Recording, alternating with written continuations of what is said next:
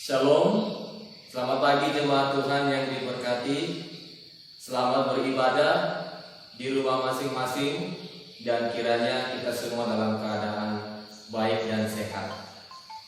Ya, pada saat ini kita akan merenungkan firman Tuhan. Mari kita membuka Alkitab kita Bapak Ibu. Kita membaca dari Injil Matius pasal 18 ayat 21 sampai ayat yang ke-35. Injil Matius pasal 18 ayat 21 sampai ayat yang ke-35. Mari Bapak Ibu kita baca secara bersama-sama. Perumpamaan tentang pengampunan. Kemudian datanglah Petrus dan berkata kepada Yesus, "Tuhan, sampai berapa kali aku harus mengampuni saudaraku jika ia berbuat dosa terhadap aku? Sampai 7 kali?" Yesus berkata kepadanya, "Bukan. Aku berkata kepadamu, bukan sampai 7 kali, melainkan sampai 70 kali 7 kali. Sebab hal kerajaan sorga seumpama seorang raja yang hendak mengadakan perhitungan dengan hamba-hambanya. Setelah ia mulai mengadakan perhitungan itu, dihadapkanlah kepadanya seorang yang berhutang 10.000 talenta. Tetapi karena orang itu tidak mampu melunaskan hutangnya, raja itu memerintahkan supaya ia dijual beserta anak istrinya dan segala miliknya untuk membayar hutangnya. Maka sujudlah hamba itu menyembah dia, katanya, 'Sabarlah dahulu, segala hutangku akan kulunaskan.' Lalu tergeraklah hati raja itu oleh belas kasihan akan hamba itu, sehingga ia membebaskannya dan menghapuskan hutangnya. Tetapi ketika hamba itu keluar, ia bertemu dengan seorang hamba lain yang berhutang 100 dinar kepadanya. Ia menangkap dan mencepik kawannya itu, katanya, 'Bayar hutangmu.' Maka sujudlah kawannya itu dan memohon kepadanya, 'Sabarlah dahulu, hutangku itu akan kulunaskan.' Tetapi ia menolak dan menyerahkan kawannya itu ke dalam penjara sampai dilunaskannya hutangnya. Melihat itu kawan-kawannya yang lain sangat sedih, lalu menyampaikan segala yang terjadi kepada tuan mereka. Raja itu menyuruh memanggil orang itu dan berkata kepadanya, 'Hai hamba yang jahat, seluruh hutangmu telah kuhapuskan karena engkau memohonkannya kepadaku. Bukankah engkau pun harus mengasihi kawanmu seperti aku telah mengasihani engkau?' Maka marahlah tuannya itu dan menyerahkannya kepada al-bujur sampai ia melunaskan seluruh hutangnya. Maka Bapakku yang di sorga akan berbuat demikian juga terhadap kamu, apabila kamu masing-masing tidak mengampuni saudaramu dengan segenap hatimu." Amin. Mari kita berdoa. Bapa kami yang di surga, kami bersyukur di hari ini kami boleh diberikan waktu oleh Tuhan untuk bisa mendengarkan ibadah dan bersekutu dengan Engkau, sekalipun kami berada di rumah. Tetapi kami percaya bahwa anugerah Tuhan, berkat Tuhan, penyertaan Tuhan tidak akan meninggalkan kami. Saat ini ada banyak jemaat Tuhan yang mendengarkan firman ini, dan kiranya Roh Kudus-Mu itulah yang menguasai hati kami, sehingga firman ini sungguh mengubah hidup kami dan memberkati kami. Terima kasih Tuhan, berkatilah dan kami siap untuk diberkati oleh-Mu. Dalam nama Tuhan Yesus Kristus kami berdoa. Amin. Jemaat Tuhan yang terkasih dalam nama Tuhan Yesus Kristus, apa kabar hari ini? Harapan kami kiranya kita semua dalam keadaan sehat, terhindar dari segala ketakutan, kekhawatiran, kegelisahan yang terjadi pada bangsa kita dan dunia saat ini. Firman Tuhan yang kita baca ini, saya memberikan tema yaitu mengampuni. Pada tahun 2018 yang lalu, ketika terjadi bom di Surabaya, di mana bom itu ditujukan di beberapa gereja yang ada di Surabaya, dan kita tahu bahwa ada banyak korban jiwa yang meninggal saat itu, dan tidak sedikit korban yang mengalami luka, baik itu orang tua, anak muda, dan juga anak-anak. Tapi di balik semua itu, Bapak Ibu, ketika saya melihat TV, saya sangat diberkati ketika seorang wartawan menanyakan seorang korban, di mana ibu ini dia memiliki 2 anak dan sedang dirawat di rumah sakit, dan keadaan anaknya sungguh sangat parah. Lalu ketika ditanya,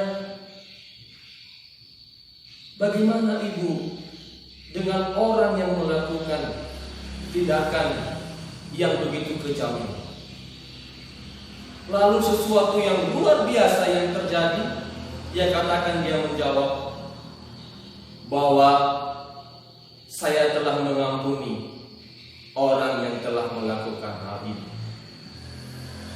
Kemudian ditanya juga kepada salah seorang anak muda, di mana ibunya juga mengalami korban meninggal pada saat itu, dan ketika dia diwawancarai, dia katakan bahwa saya telah mengampuni orang yang telah melakukan hal ini. Sesuatu yang ironis, yang luar biasa, yang tidak pernah kita pikirkan. Bagaimana mungkin seorang yang mengalami kehilangan, yang melihat kedua putranya sedang terbaring ke rumah sakit dengan keadaan yang begitu parah. Di saat dia ditanya, anaknya sedang mengeluh kesakitan, oh mama sakit, perih. Bagaimana mungkin dia bisa memberikan, saya sudah mengampuni orang yang melakukan hal itu. Ketika seorang anak muda itu mampu memberikan pengampunan kepada ibu, oleh karena ibunya meninggal, sesuatu yang luar biasa, yang tidak mungkin dan tidak mudah untuk kita lakukan. Jemaat Tuhan yang diberkati,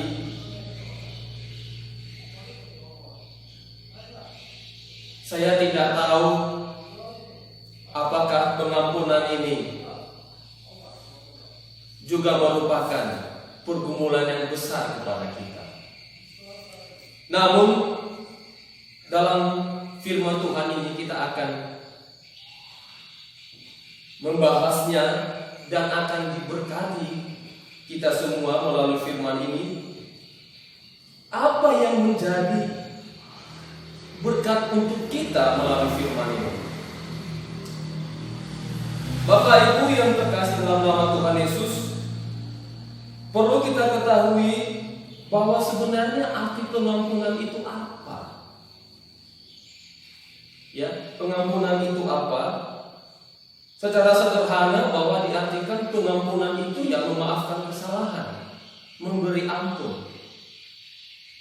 Tetapi dari teks firman Tuhan ini dikatakan bahwa mengampuni itu adalah menghapuskan.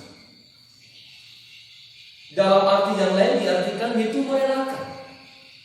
Artinya ini sama seperti orang yang tidak menuntut orang lain membayar hutangnya. Atau dengan kata lain, mengampuni itu berarti menanggalkan hak kita untuk membalas orang-orang yang telah menyakiti kita, bahkan yang telah berbuat salah kepada kita.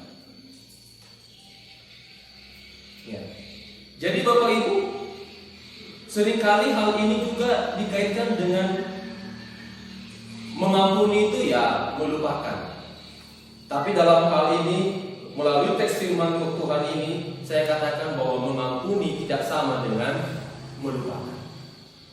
Ketika kita mengampuni, maka di saat itu kita benar-benar merasakan bagaimana sakitnya, bagaimana pedihnya, bagaimana luka-luka itu begitu sakit menusuk hati kita, bagaimana kita merasakan kepedihan yang begitu besar ketika kita mengalami kehilangan.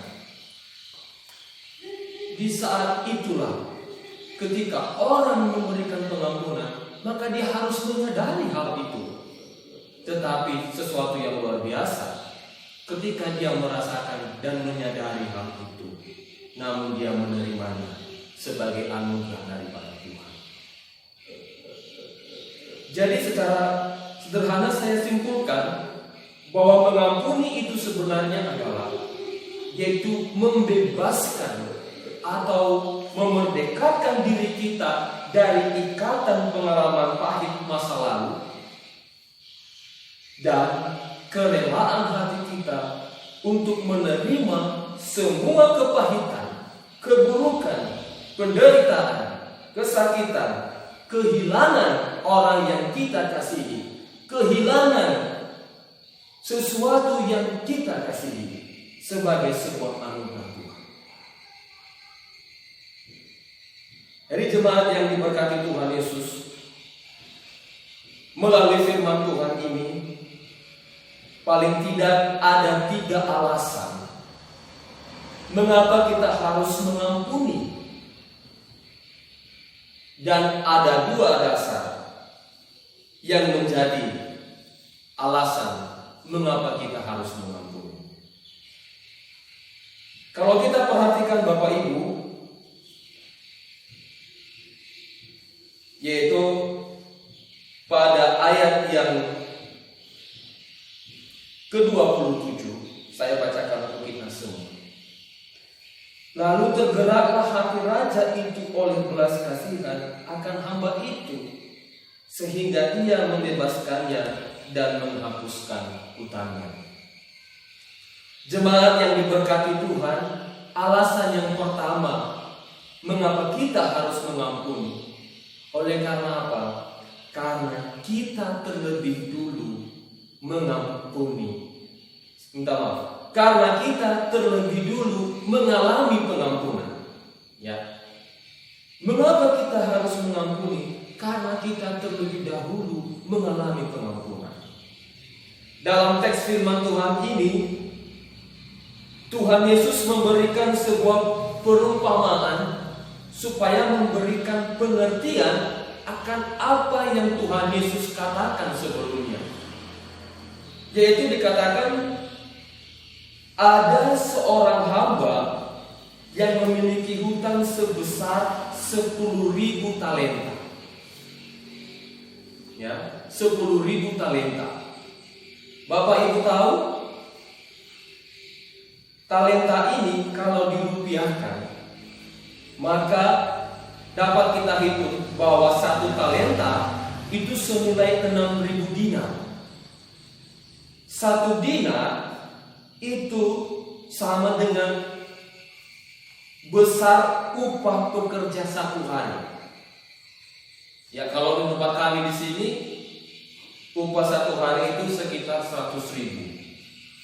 Jadi dapat kita hitung bahwa nilai 10.000 talenta itu sama dengan 6 triliun rupiah. Sesuatu nilai yang besar yang sesungguhnya hamba yang memiliki hutang ini tidak akan mampu, tidak akan bisa untuk melunaskan hutangnya kepada raja. Karena begitu besar.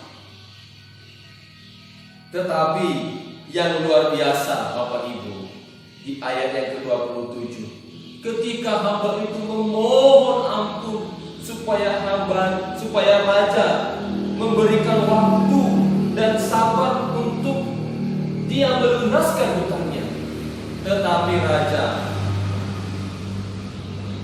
berbelas kasihan, lalu ia membebaskan orang itu dan menghapuskan hutangnya. Bapak Ibu bisa bayangkan, ketika hutang yang sebesar itu dihapuskan, sangat luar biasa kegembiraannya. Dia begitu bersuka cita dan begitu semangat, karena seharusnya hutangnya yang begitu besar dia harus lunaskan. Tetapi dengan sedetik dia dinyatakan telah bebas. Hutangnya yang begitu besar telah dihapuskan.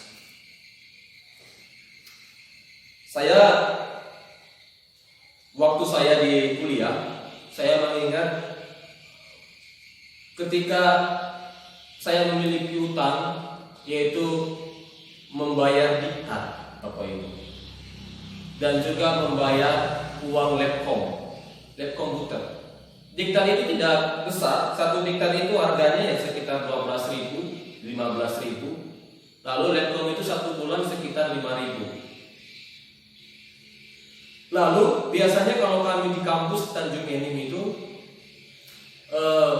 sebelum tentamen, maka tagihan-tagihan itu sudah diumumkan melalui ketua-ketua kelas. Lalu apabila tidak bisa membayarkan Bapak Ibu, maka mahasiswa itu akan bisa mengikuti ujian akhir tentamen. Dia tidak akan bisa itu. Kalau mau ikut ya harus lunaskan. Tetapi Bapak Ibu, ketika di akhir-akhir saya mulai bergumul, ini bagaimana? Saya tidak punya uang. Mau menghubungi keluarga siapa? Papa mama saya sudah tidak ada. Bagaimana? Utang saya tidak banyak, hanya 50.000. Tetapi saya begitu bergumul, ini bagaimana? Sebentar lagi, 1 minggu lagi ujian. Dan kami, maka saya tidak akan bisa itu. Saya sangat malu. Bagaimana? Tetapi Bapak Ibu, ketika pengumuman di waktu setelah makan siang, diumumkan nama-nama yang belum membayarkan hutang. Ternyata nama saya tidak disebutkan. Lalu saya bertanya, kenapa? Jangan-jangan ini salah. Kenapa Lekom tidak memberitahukan nama saya? Padahal saya belum membayar. Kenapa hutang saya didiktat tidak disebutkan? Padahal saya belum membayarnya. Ternyata ada orang yang membayarnya kepada saya. Saya sangat bersyukur dan bersuka cita memuji Tuhan dengan luar biasa. Itu hanya seharga 50.000. Apalagi kalau hutang 6 miliar, kita dibebaskan dari hutang sebesar itu, maka saya pikir kita sungguh sangat bersuka cita. Maka hal ini juga dikatakan kepada kita bahwa oleh karena kita telah mengalami pengampunan itu, maka kita juga harus bisa memberikan pengampunan kepada orang lain. Karena kita telah mengalami pengampunan daripada Allah. Pada kalimat berikutnya dapat kita lihat di ayat 33. Dikatakan, bukankah engkau pun harus mengasihani kawanmu seperti aku telah mengasihani engkau? Perumpamaan ini dipakai Tuhan sebagai contoh yang sama dengan hal kerajaan surga. Siapa raja? Raja itu adalah Allah. Siapa hamba yang berhutang? Hamba yang berhutang itu adalah saya dan saudara. Bapak Ibu semua. Berapa hutang kita? Hutang kita begitu besar, yaitu dosa. Kita tidak mampu membayarnya. Kita tidak bisa karena begitu besarnya dosa kita. Maka apa yang harus kita dapatkan karena dosa kita? Firman Tuhan katakan bahwa upah dosa adalah maut, kematian. Kita akan mati. Tetapi suatu anugerah yang besar karena kasih Allah yang begitu besar akan dunia ini. Karena kasih Allah yang besar kepada saya dan kepada saudara, sehingga kita diampuni, dibebaskan dari hutang dosa yang besar yang seharusnya membawa kita itu dalam kebinasaan. Maka ini harus menjadi dasar bagi kita untuk kita memberikan pengampunan kepada orang lain. Harus sadar bahwa engkau dan saya telah mengalami pengampunan. Jangan egois. Ya, harus kita sadar. Dalam Kolose pasal 3 ayat 13 dikatakan, sabarlah kamu seorang terhadap yang lain, dan ampunilah seorang akan yang lain. Apabila yang seorang menaruh dendam terhadap yang lain, sama seperti Tuhan telah mengampuni kamu, kamu perbuat jugalah demikian. Jadi dapat kita simpulkan bahwa orang yang tidak bisa memberikan pengampunan, orang yang tidak bisa mengampuni orang lain, adalah orang yang belum mengalami pengampunan dari Tuhan. Itu harus diyakini dan harus disadari. Jikalau sakit itu masih membekas dan besar dalam hati Bapak, Ibu, dan saya, sehingga ketika kita mendengar nama orang itu, maka semua kepahitan masa lalu itu, semua perbuatan yang menyakitkan itu kembali teringat, dan kita begitu sulit untuk mengampuni dan menerima dia. Maka ketahuilah bahwa Anda belum mengalami pengampunan dari Tuhan. Itu yang pertama, Bapak Ibu, yang menjadi alasan kita mengapa kita harus mengampuni Tuhan, mengampuni sesama kita, karena kita terlebih dahulu mengalami pengampunan. Yang kedua, yang menjadi alasan bagi kita mengapa kita harus mengampuni adalah karena mengampuni adalah kewajiban yang harus kita lakukan. Karena mengampuni adalah wajib yang harus dilakukan. Tentunya kalau wajib, maka tidak ada yang boleh membantah. Tidak boleh dilanggar. Harus dilakukan karena itu wajib. Dalam firman Tuhan ini kita bisa melihat di ayat yang ke-22, di mana Yesus menjawab pertanyaan daripada Petrus. Kata Petrus pada ayat 21, kemudian datanglah Petrus dan berkata kepada Yesus, Tuhan, sampai berapa kali aku harus mengampuni saudaraku jika dia berbuat dosa terhadap aku? Sampai 7 kali. Ayat 22, Yesus berkata kepadanya, bukan, aku berkata kepadamu, bukan sampai 7 kali, melainkan sampai 70 kali 7 kali. Bapak Ibu yang terkasih dalam nama Tuhan Yesus Kristus, apa sih sebenarnya yang dikehendaki oleh Tuhan? Mengapa dia mengatakan bukan 7 kali, tetapi melainkan sampai 70 kali 7 kali? Ketika saya masih SMA, saya mengira ini angka matematika. Jadi saya hitung 70 dikali 7 kali. Maka jumlah pengampunan saya yaitu harus 490 kali. Melewati 490 kali, maka bukan lagi pengampunan, yang ada pembalasan. Apakah lihat. Tidak Bapak Ibu, tidak demikian. Kita sering mendengarkan lantunan lagu lama yang sering dinyanyikan pada era tahun 90-an. Satu kali kau sakiti hati ini, masih ku maafkan. Dua kali kau sakiti hati ini, juga aku maafkan. Tapi jangan kau coba ketiga kali. Oh janganlah, oh jangan. Cukuplah sudah, cukuplah sudah. Jangan kau ulang lagi. Ini lagu adalah lagu yang diciptakan oleh manusia, di mana pengampunannya itu hanya terbatas 1-2 kali. Ya, dan ini merupakan bagian kita yang seringkali sadar tidak sadar bahwa kita menghitung-hitung berapa kali saya memberikan pengampunan kepada Anda. Kalau 1 kali masih boleh, 2 kali silakan, tapi cukup 3 kali. Setelah itu maka kau akan mengalami sesuatu yang besar. Pilih tangan kanan atau tangan kiri. Biasanya tangan kiri ini penjara, tangan kanan bawah tanah. Mau pilih mana Bapak Ibu? Itu biasanya yang sering terjadi.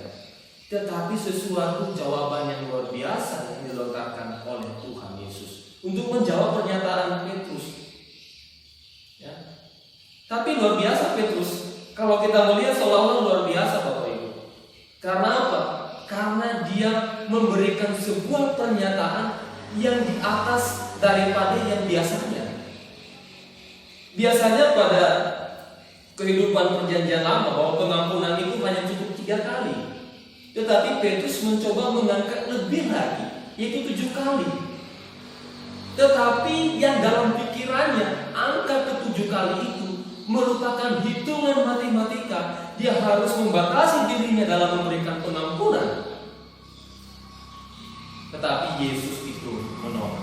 Dia katakan 70 kali 7 kali. Apa yang menjadi makna dari angka ini?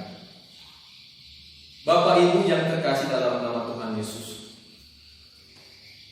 kalau kita membaca dan mendengar angka ini, sesungguhnya bukan kita mengalihkan antara 70 dikali dengan 7 kali. Tidak. Tetapi ada makna yang tersirat dari angka 70 dan angka 7. Di mana angka 70 itu dan angka 7 merupakan angka kesempurnaan, keutuhan. Ya. Kita tahu bahwa sesungguhnya angka 7 itu juga merupakan pembalasan. Angka 70 itu kata firman Tuhan itu bahwa manusia hidup itu hanya sampai 70 tahun, dan jikalau dia kuat hanya sampai 80 tahun. Jadi apa yang menjadi makna di sini? Yang menjadi makna dari angka ini adalah yang pertama, ketika Tuhan Yesus mengatakan bahwa engkau mengampuni itu 70 kali 7 kali, bahwa ingat umur Anda hanya sampai 70 sampai 80 tahun. Maka gunakan waktu umur Anda itu untuk memberikan pengampunan kepada saudara Anda yang melakukan kesalahan. Jangan menunggu sampai Anda sudah sekarat. Jangan menunggu sampai dia sudah mati baru Bapak Ibu datang di kuburannya. Jangan menunggu ketika dia sudah terbaring di peti mati lalu Bapak Ibu datang memohon ampun. Ketika saya dan saudara masih memiliki nafas kehidupan ini, maka di saat itulah waktu yang tepat bagi Bapak, Ibu, dan saya untuk mengampuni. Dan yang kedua, bahwa sesungguhnya angka 7 itu merupakan pembalasan. Ya, pembalasan apa? Yang dikatakan oleh Tuhan bahwa ketika ada orang yang berbuat dosa kepadamu, maka engkau harus membalasnya pembalasan kita bukanlah yang jahat, tetapi kebaikan. Makanya firman Tuhan katakan, jangan membalas kejahatan dengan kejahatan, tetapi lawanlah, balaslah kejahatan dengan perbuatan baik. Jemaat yang dikasihi Tuhan Yesus, dari pernyataan Tuhan Yesus yang mengatakan angka 70 kali 7 kali, ini juga mengatakan bahwa sesungguhnya pengampunan itu tidak pernah terbatas. Pengampunan itu tidak hanya dihitung 1, 2, 3 kali orang itu menyakiti kita, tetapi selamanya kita harus terus terbuka untuk memberikan pengampunan kepada mereka yang melakukan kesalahan pada kita. Dalam Lukas pasal 17 ayat 4 firman Tuhan katakan, bahkan jikalau ia berbuat dosa terhadap engkau 7 kali sehari, dan 7 kali ia kembali kepadamu dan berkata, aku menyesal, engkau harus mengampuni dia. 7 kali dia berbuat salah, dan 7 kali ia kembali kepada saudara dan saya, dia mengatakan saya menyesal, ampuni saya, maka kita harus memberikan pengampunan. Mengampuni adalah kewajiban kita sebagai orang percaya yang baik. Itu harus kita lakukan. Kita teringat ketika Tuhan Yesus disalibkan. Apa yang dikatakan ketika dia disalibkan? Di saat dia melihat ke bawah, dia melihat para prajurit itu sedang menganiaya dan mengolok-olok dia, mengejek dia. Ya. Dia mengalami kesakitan, dia difitnah, dia diludahi, harga dirinya dijatuhkan. Tetapi apa yang dikatakan? Ya Bapa, ampunilah mereka, karena mereka tidak tahu apa yang mereka perbuat. Maka jikalau Allah sedemikian mengasihi kita dan memberikan pengampunan, maka kita juga harus demikian Bapak. Yesus Kristus telah memberikan teladan contoh bagi kita. Firman Tuhan katakan, barang siapa yang menjadi murid Kristus, maka dia harus hidup sama seperti Kristus. Dalam hal ini mengampuni. Maka tidak heran kalau dikatakan, ada kutipan mengatakan bahwa kita sangat mirip dengan binatang ketika kita membunuh. Kita sangat mirip dengan manusia ketika kita menghakimi. Tetapi kita sangat mirip dengan Allah ketika kita memaafkan. Jemaat yang dikasihi Tuhan, yang ketiga, mengapa kita harus mengampuni? Alasan yang ketiga adalah karena dengan kita mengampuni, kita mengalami pengampunan dosa dari Allah. Karena dengan kita mengampuni, kita mengalami pengampunan dosa dari Allah. Kalau kita membaca pada ayat yang terakhir, ayat yang ke-35, dikatakan, maka Bapakku yang di sorga akan berbuat demikian juga terhadap kamu, apabila kamu masing-masing tidak mengampuni saudaramu dengan segenap hatimu. Ayat firman Tuhan ini menegaskan perumpamaan yang telah disampaikan kepada para murid, di mana dicontohkan ada seorang yang berhutang 10.000, tetapi dia memperoleh anugerah belas kasihan daripada raja, sehingga hutang yang besar itu dihapuskan daripadanya. Tetapi yang sangat disayangkan Bapak Ibu adalah hamba itu yang memiliki hutang yang 10.000 talenta, yang menurut kami di sini ketika dihitung itu 6 triliun, yang sebesar ini dia tidak mampu memberikan pengampunan kepada saudaranya yang lain yang memiliki hutang kepadanya. Kalau kita membaca di ayat yang ke-28 sampai ayat yang ke-30, itu kalau kita bandingkan Bapak Ibu, hutang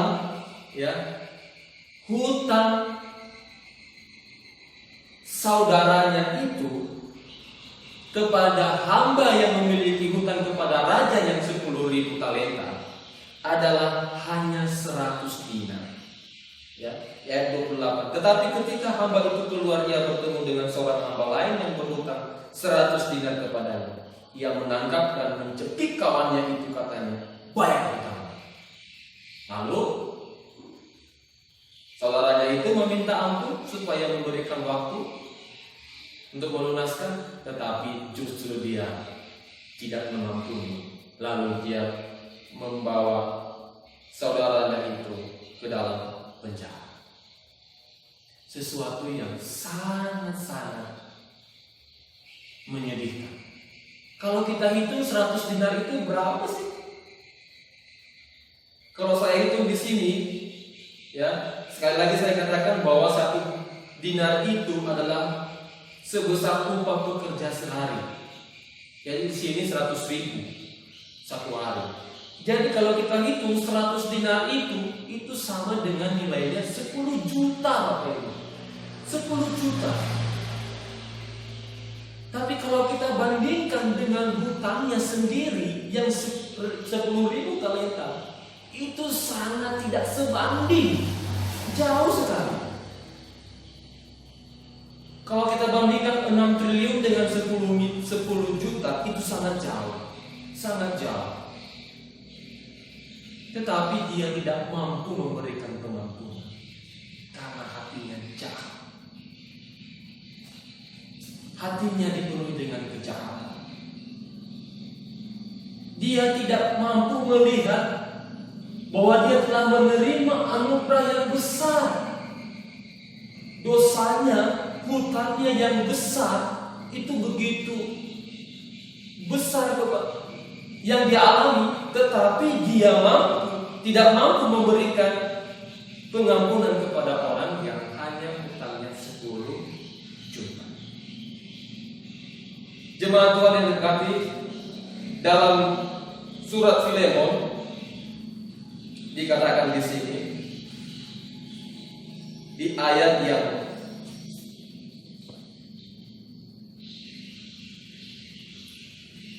ke-17 sampai ayat yang ke-19 katanya, kalau engkau menganggap aku temanmu seiman, terimalah dia seperti aku sendiri. Dan kalau dia sudah merugikan engkau ataupun berutang kepadamu, tanggungkanlah semuanya itu kepada aku. Paulus menjaminnya dengan tulisan tanganku sendiri. Aku akan membayarnya, agar jangan kukatakan, tanggungkanlah semuanya itu kepadamu, karena engkau berhutang kepadaku, yaitu dirimu sendiri. Jemaat Tuhan yang diberkati, sekali lagi saya mengatakan bahwa sesungguhnya pengampunan yang kita berikan kepada saudara kita itu tidak sebanding dengan pengampunan yang kita terima daripada Tuhan. Di surat Filemon, Paulus mencoba mengatakan kepada Filemon bahwa sesungguhnya Onesimus yang berbuat jahat kepadamu, memiliki hutang kepadamu, ya, sesungguhnya hutangnya itu tidaklah lebih besar dengan hutangmu. Paulus katakan, saya akan menjamin dia dan saya akan menanggung, melunaskan hutangnya itu. Tetapi, ya ini kata, tetapi aku akan membayarnya agar jangan kukatakan, tanggungkanlah semuanya itu kepada aku. Paulus tidak mau terang-terangan bahwa dia mengatakan, kamu Filemon, ya, kamu sendiri memiliki hutang yang besar kepada aku. Mestinya kamu harus membayar itu. tetapi tidak perlu. Jadi hutang yang dimiliki oleh Onesimus mestinya kamu bayar sendiri. Apa maksudnya Bapak Ibu?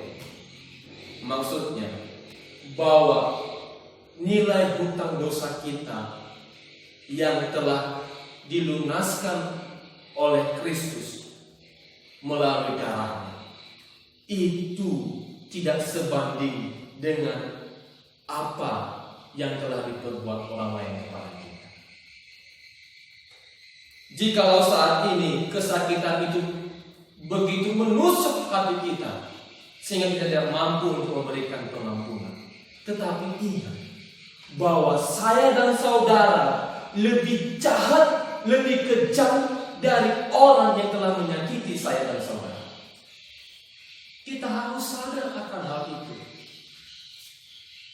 Jikalau orang lain mengecewakan saudara, maka sadarlah bahwa sesungguhnya saya dan saudara lebih-lebih lagi mengecewakan Allah. Jika orang lain hanya 2, 3 kali, 4 kali berbuat salah dan mengingkar janji, maka terlebih lagi saya dan saudara lebih-lebih mengingkar janji kepada Tuhan. Kita katakan hari ini, oh Tuhan saya mau mengasihi engkau. Tetapi sebentar lagi setelah keluar dari ibadah, setelah selesai ibadah mendengarkan firman, maka kita kembali seperti biasa, tidak mengenal Allah. Jikalau kesakitan yang Anda alami yang disebabkan oleh orang lain, ya, itu besar menurut saudara, saudara harus sadar bahwa kesakitan yang engkau berikan itu lebih besar daripada yang orang lain berikan kepada saudara. Maka sesungguhnya tidak ada alasan untuk tidak mengampuni. Ya. Mari kita mengampuni Bapak Ibu, karena sesungguhnya disitulah kita memperoleh pengampunan.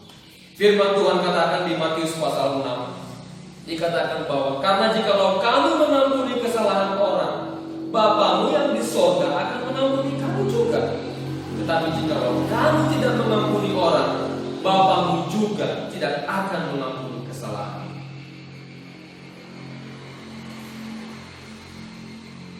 Bahkan dikatakan bahwa ketika engkau berdiri untuk berdoa dan kamu mengingat ada sesuatu yang tersimpan di dalam hatimu, maka kamu segera dulu pergi menemui orang itu dan mengampuni dia.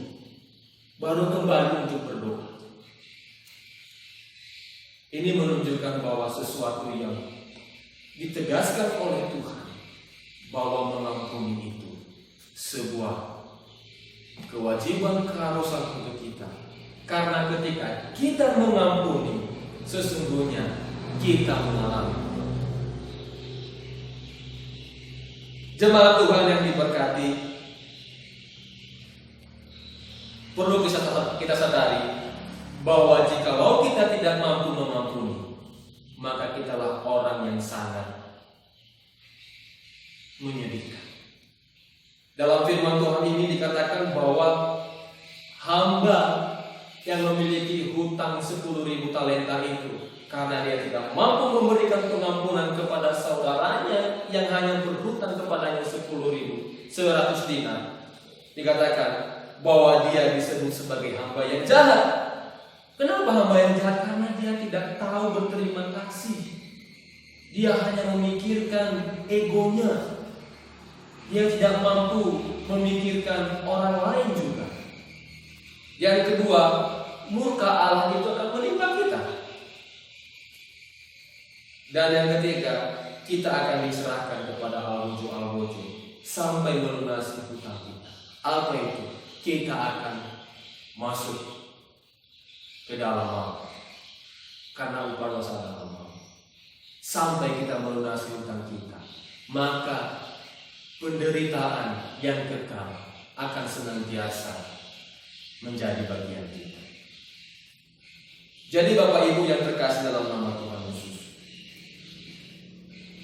jikalau saat ini ada begitu besar kesakitan yang masih tertanam dalam kami. Mendengar nama orang itu, maka hati ini bergejolak untuk marah.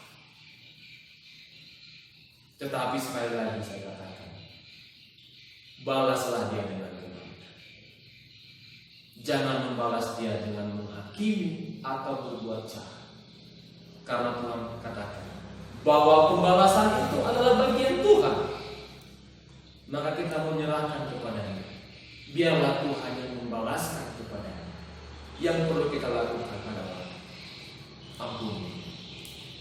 Terimalah dia. Terimalah dia dengan baik. Jangan mengatakan bahwa saya mengampunimu, tetapi saya akan menjaga jarak dengan kamu.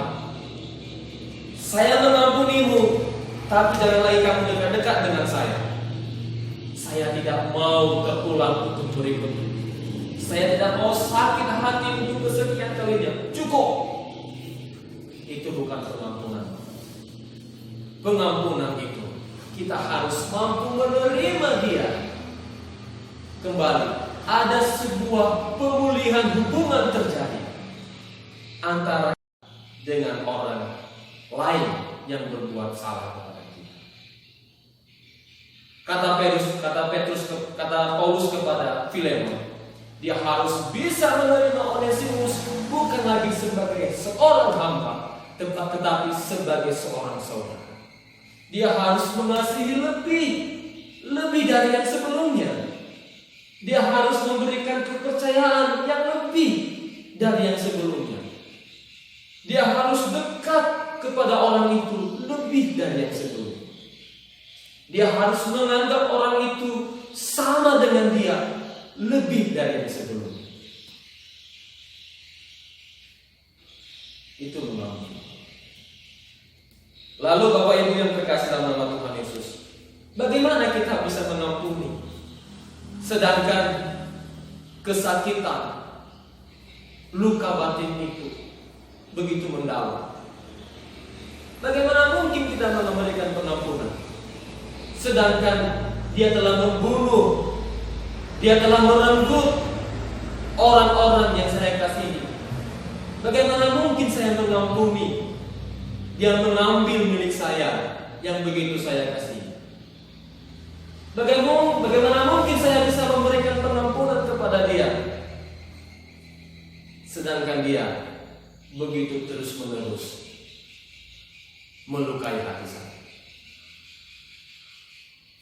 Jemaat Tuhan yang terkasih dalam nama Tuhan Yesus,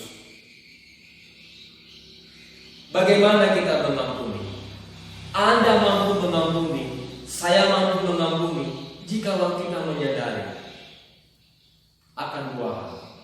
Yang pertama, kita harus meyakinkan diri kita bahwa kita mengalami pendamaian yang pertama.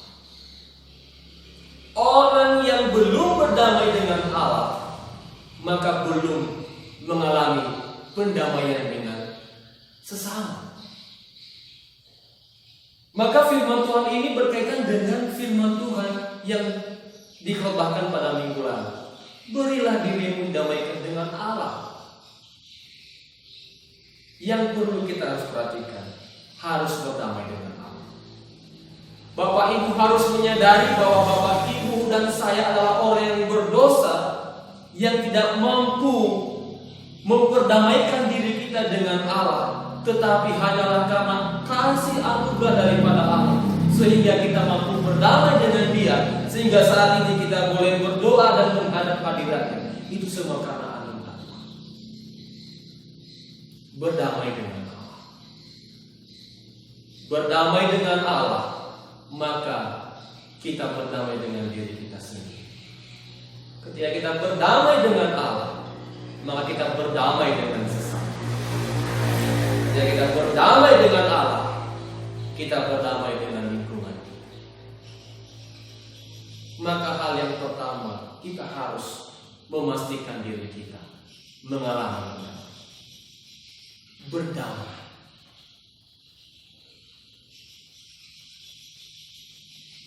Jemaat Tuhan yang diberkati,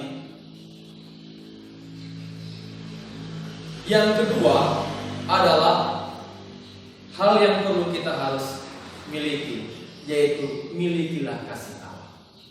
Miliki kasih Allah. Karena apa? Kalau kita belum memiliki yang namanya kasih, maka sesungguhnya kita tidak akan pernah bisa memberikan pengampunan. Kita tidak akan bisa memberikan pengampunan. Karena apa? Tidak ada kasih.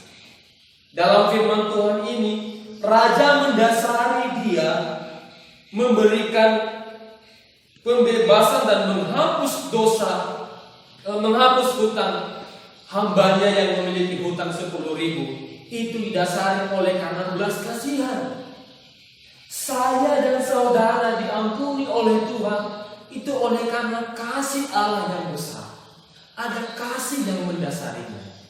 Maka dengan demikian kita mampu mengampuni orang lain sesungguhnya oleh karena kita punya kasih. Kasih itu mampu mengampuni, tidak membalas kejahatan. Kasih itu murah hati, terbuka, menerima setiap apa yang terjadi dengan dirinya. Maka pastikan Bapak Ibu, firman Tuhan katakan bahwa jika kita tidak memiliki kasih, maka sehebat apapun kita, sepintar apapun kita, maka sesungguhnya kita bagaikan kong yang bunyinya besar tetapi isinya kosong. Maka melalui firman Tuhan ini kita kembali diingatkan, ayo Bapak Ibu dan Saudara dan saya, mari kita memberikan pengampunan. Mari mengampuni. Apakah orang yang menyakiti kita itu adalah orang yang terdekat dengan kita? Mungkinkah dia istri kita? Mungkinkah dia suami kita? Mungkinkah dia anak kita yang selalu menyakiti kita? Mungkinkah dia mertua kita? Mungkinkah dia orang tua kita? Ayah, papa, mama kita? Mungkinkah dia teman dekat kita? Mungkinkah dia satu pelayanan dengan kita? Mungkinkah dia satu jemaat dengan kita? Tetangga dengan kita? Tetapi firman Tuhan ini katakan, berikanlah pengampunan. Ampunilah. Karena ketika Anda dan saya memberikan pengampunan, maka sesungguhnya Anda sedang membebaskan diri Anda dari ikatan yang selama ini tetap tersimpan rapi. Lalu dengan memberikan pengampunan, maka sesungguhnya kita bebas.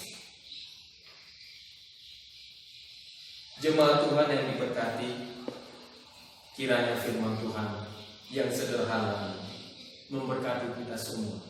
Saya ingatkan bahwa ada 3 alasan mengapa kita harus mengampuni. Yang pertama, karena kita terlebih dahulu mengalami pengampunan daripada Tuhan. Maka kita sebagai orang yang telah mengalami pengampunan, maka kita wajib untuk memberikan pengampunan. Dan yang kedua, karena mengampuni adalah sebuah kewajiban yang harus kita lakukan. Dan yang ketiga, karena dengan kita mengampuni, kita mengalami pengampunan dosa dari Allah. Tetapi harus pastikan, sebelum Anda mengampuni, pastikan bahwa Anda, saya, dan kita semua mengalami pendamaian dengan Allah. Dan juga pastikan bahwa Anda memiliki kasih Allah.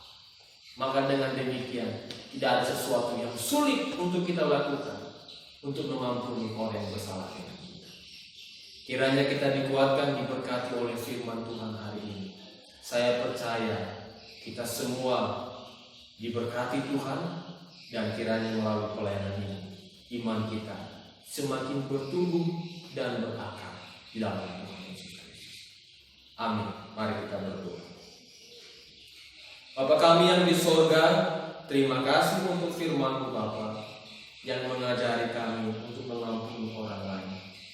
Kami menyadari bahwa mengampuni itu begitu sulit, begitu sakit ketika kami harus mengingat kembali setiap kepahitan, keburukan, kesakitan, penderitaan, kemalangan yang kami alami oleh karena orang lain.